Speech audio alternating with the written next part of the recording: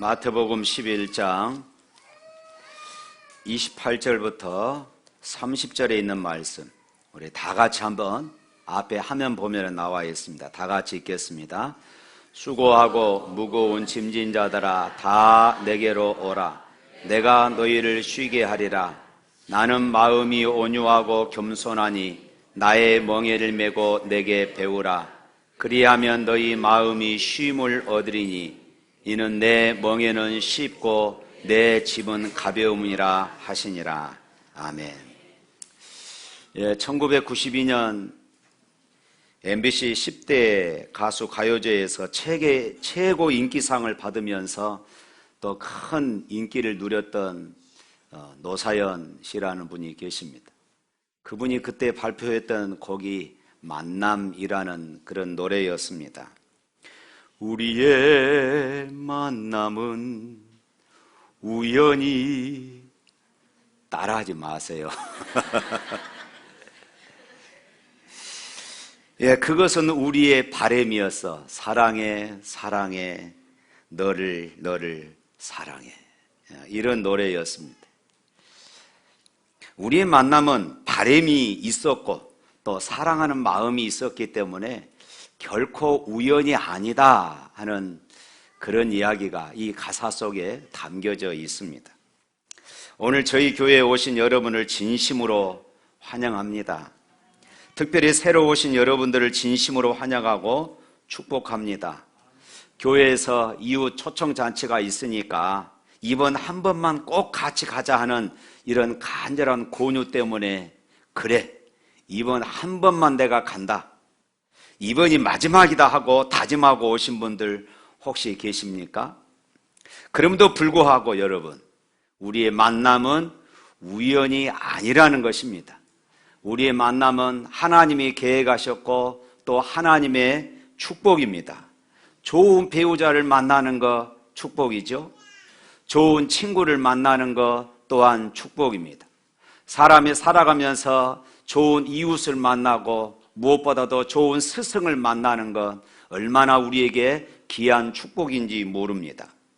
여러분, 무엇보다도 예수님과의 만남이 여러분의 인생 중에서 최고의 축복이 될 수 있기를 축원합니다.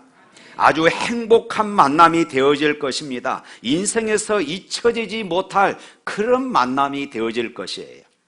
그래서 신앙생활 하신 분들은 바로 그 만남 때문에 지금까지 신앙을 포기하지 않고 열심히 신앙생활하고 있는 것입니다.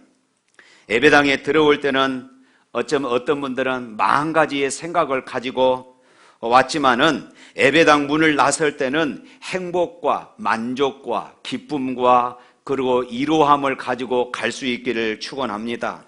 그래서 오늘 여러분 앞에 풍성한 삶이 펼쳐지게 되기를 주님의 이름으로 축복합니다. 왜냐하면 이것이 바로 오늘 이 자리에 참여한 여러분들을 향한 하나님의 마음이기 때문에 그렇습니다.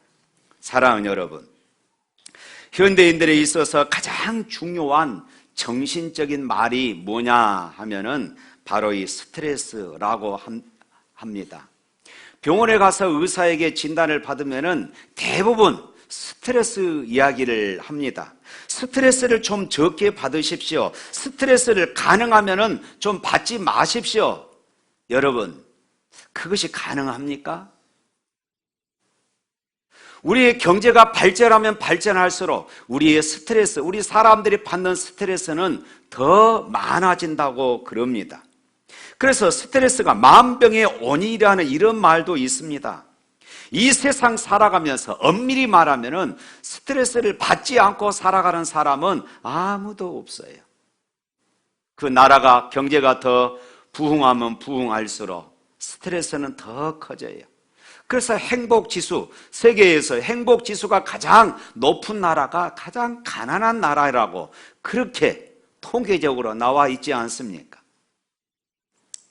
그런데요, 똑같은 비슷한 스트레스를 받으면서 어떤 사람은 그 스트레스를 굉장히 무거운 짐으로 느끼고 힘들어하는 반면에 어떤 사람은 또 그와 똑같은 스트레스를 받음에도 불구하고 그 스트레스를 느끼지 못하고 가볍게 이기고 나가는 그런 분들이 있습니다.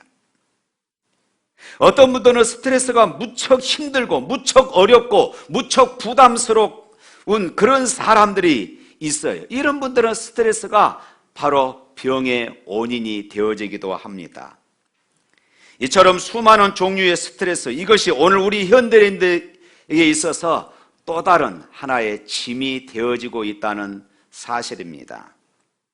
어느 정신과 의사가 쓴 글 가운데 한국 남성의 심리 분석을 하는데 가장 많이 묘사되는 단어 중에 하나가 이렇답니다. 겉은 멀쩡해 보이지만은 속은 꽉 골았다 하는 이런 말입니다. 골았다는 것이에요. 그래서 걱정, 근심, 무거운 짐, 긴장, 불안, 압박, 좌절, 절망, 고독, 불안, 초조, 방황, 한숨, 눈물 등 이 모든 것들이 이 시대를 살아가는 모든 남성들이 짊어지고 가는 짐이라고 그럽니다. 우리가 겉으로 보기에는 능력이 있어 보이고 겉으로 보기에는 저 사람 참 똑똑하고 저 사람 참 유능하고 아무런 스트레스가 없는 것처럼 보이지만은 남모르는 가슴 아래에 있고 남모르는 무거운 짐으로 고통하는 분들이 참 많이 있다는 것입니다.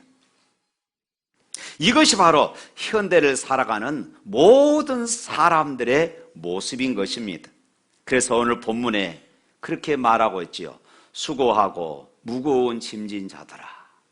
예수님께서 그렇게 말씀을 하셨습니다.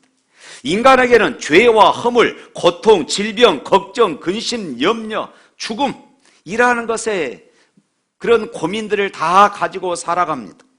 여러분, 자녀 문제가 있고 직장 문제가 있고 또 청년들은 또 젊은이들은 진학 문제가 있고 취업 문제가 있고 결혼 문제가 있습니다.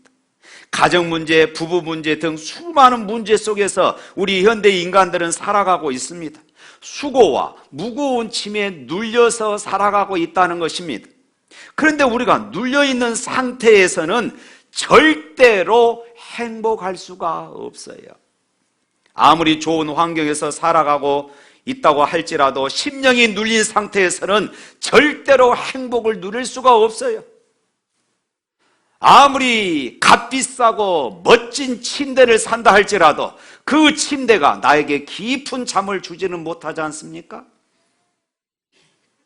아무리 비싼 음식이라 할지라도 그 음식이 입맛 없는 내 입맛을 다시 돌이키지를 못하는 것이에요. 그 돈이 내 입맛을 사지를 못합니다. 돈으로 내 편안한 잠을 살 수가 없는 것입니다. 바로 이것이 오늘 우리들의 모습입니다. 그래서 사람들은 결국 자살을 선택합니다. 인기를 많이 누리던 연예인들이 왜 자살한 줄 아십니까? 인기를 얻었으면 내가 모든 것을 다 얻었다 이렇게 생각했는데 더 공허하거든요. 사람들이 부러워하는 부와 인기를 다 한 몸에 받았는데 어느 날 갑자기 자기 자신을 돌이켜보니까 속이 더 공허해요. 그래서 사람들은 자살을 한다고 그럽니다. 영국의 유명한 희극 배우로서 많은 사람들에게 웃음을 주었던 찰리 채플린은 이렇게 고백했습니다. 내 인생은 고독과 허무와 평안이 없는 인생이었다. 그런데 이러한 수고와 무거운 짐들은 의학, 또 철학, 그리고 교육으로 해결할 수가 없습니다. 어떤 것으로도 이 인생의 실존적인 문제에 대해서 해답을 줄 수가 없다는 것입니다. 오직 예수님만이 우리 인생의 모든 문제의 해답임을 믿습니다. 그래서 예수님은 이렇게 말씀을 하셨습니다. 수고하고 무거운 짐진 자들아 다 내게로 오라. 내가 너희를 쉬게 하리라. 오늘 28절 다시 한번 읽어볼까요? 28절 시작. 수고하고 무거운 짐진 자들아 다 내게로 오라. 내가 너희를 쉬게 하리라. 우리에게 초청하시고 예수님은 우리에게 약속하고 계십니다. 예수님의 부름에 응하기만 하면은 예수님께서 우리에게 참된 평안과 그리고 위로와 행복을 약속하고 계십니다. 우리 인간은 누구나 할 것 없이 본성적으로 죄책감을 가지고 태어납니다. 원죄의 결과로 우리 인간은 죄책감을 가지고 태어나요. 이런 세상을 살아가는 모든 사람들은 죄의 문제를 가지고 고민합니다. 그래서 종교가 생겼다고 그럽니다. 어떤 사람이 석가모니를 찾아갔습니다. 선생님, 나의 죄 문제를 어떻게 했으면 좋겠습니까? 그러자 석가모니가 이렇게 대답했다고 그럽니다. 전생에 죄를 지었으면 이 생에서 업보를 받을 것이고 이 생에서 죄를 지으면 내세에서 업보를 받을 것이다. 한마디로 말하면 무슨 말입니까? 죄값을 치르라, 그 말입니다. 어떤 사람이 공자 선생님을 찾아갔습니다. 공자님, 나의 죄를 어떻게 했으면 좋겠습니까? 이렇게 물었어요. 공자께서 이렇게 대답했다고 그럽니다. 획제 어천이면 무소도야라. 하늘에서 죄를 얻으면 사함 받을 길이 없다 하는 말입니다. 이것이 바로 우리 인간의 실존입니다.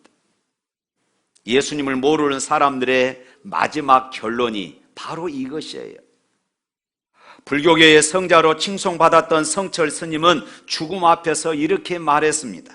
내가 일평생 수많은 남녀 무리를 속여 내 죄가 수미산을 넘는도다. 산채로 무한 지옥에 떨어지니 한이 망갈래나 되는도다. 그때 이번에 이 글이 동아일보에 실려서 많은 사람들에게 충격을 주기도 했습니다.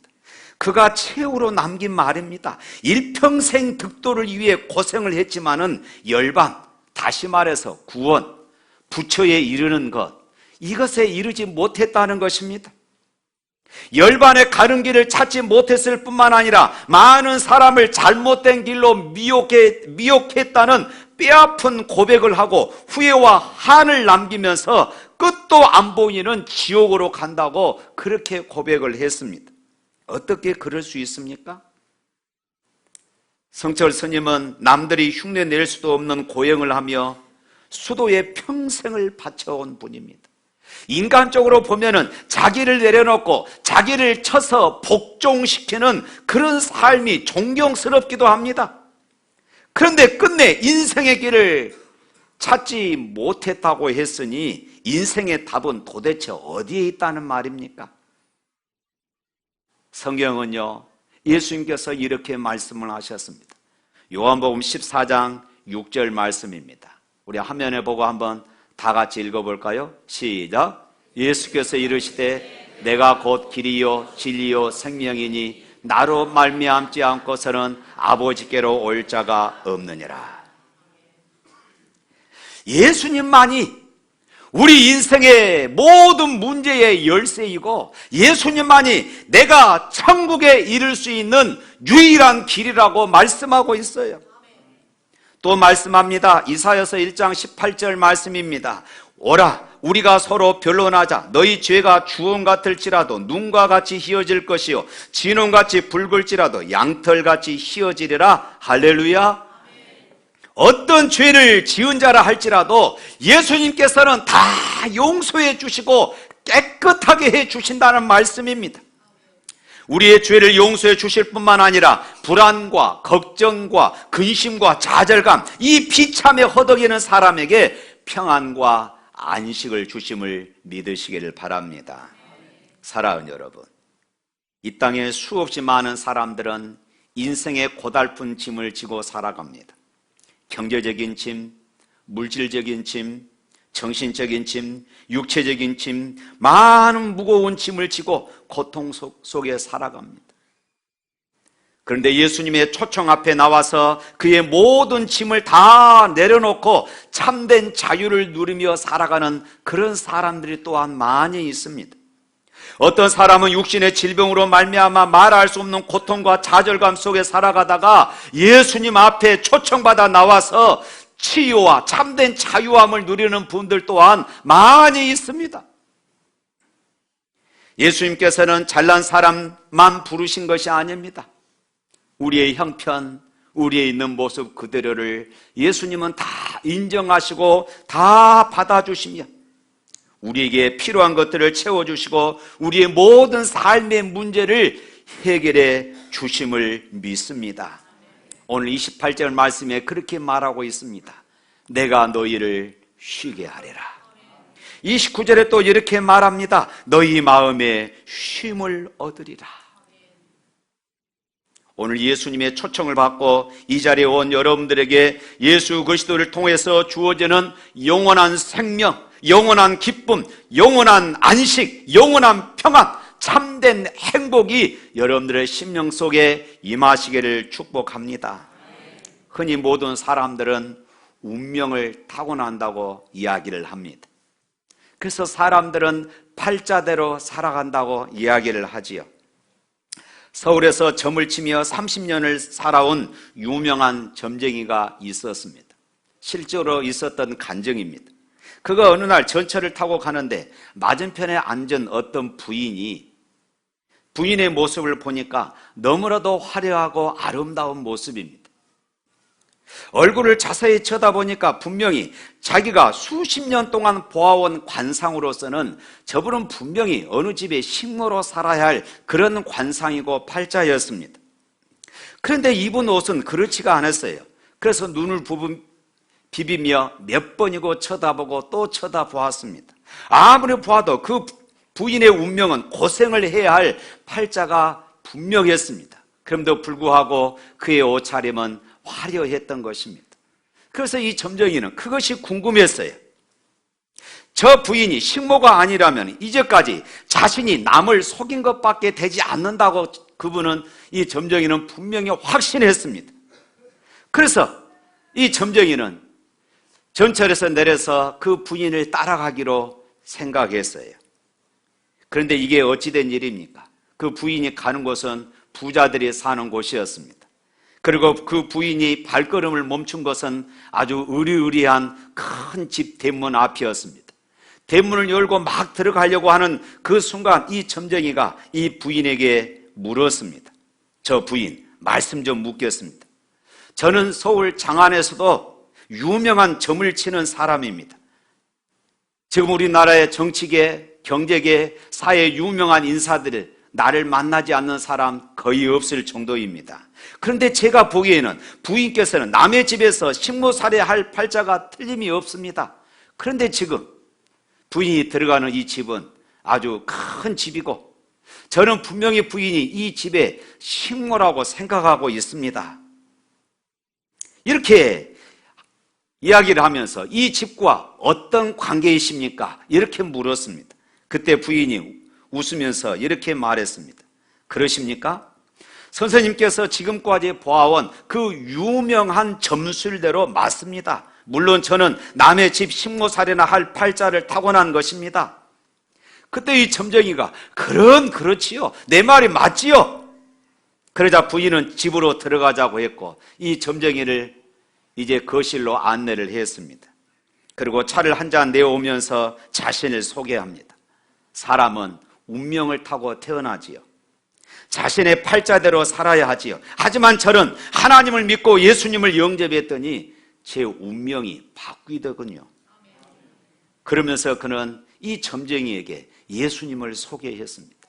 그리고 이 점쟁이는 자기가 그동안 30여 년 동안 봐왔던 점과 관상이 완전히 틀렸다는 것을 깨달았습니다. 그리고 이 점쟁이가 그 돌아온 주일에 이 부인을 따라서 교회를 따라가서 지금은 교회 집사가 되었다는 간증입니다. 할렐루야. 사랑하는 여러분, 예수 그리스도는 우리의 운명을 바꾸시며 우리 사람들의 팔자까지도 바꾸시는 분이심을 믿으시기를 바랍니다. 예수님은 우리의 희망이고 예수님은 우리의 소망이시며 예수님은 우리의 생명이심을 믿으시기를 바랍니다. 예수 그리스도의 이름의 능력으로 우리의 운명이 바꾸어짐을 믿으시기를 바랍니다. 내가 예수님을 나의 구주로 믿기만 하면은 되어진 것이에요. 그런데요, 성경 데살로니가 후서 3장 2절 말씀에 이런 말씀이 있습니다. 자, 거기 말씀 보면 이런 말씀이 있습니다. 믿음은 모든 사람의 것이 아니니라. 따라서 해봅시다. 믿음은 모든 사람의 것이 아니다.